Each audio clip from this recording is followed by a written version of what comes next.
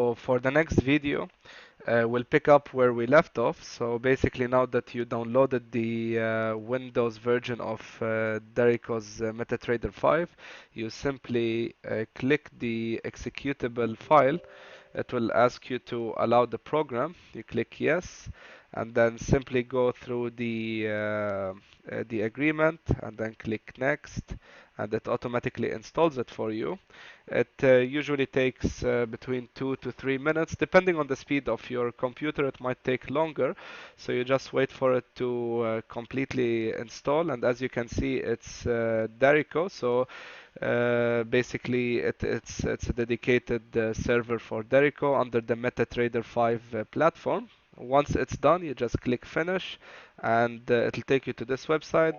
But so it'll take you to the MQL5 website. You don't need that. You just stick to the trader's dashboard, and then it automatically launches.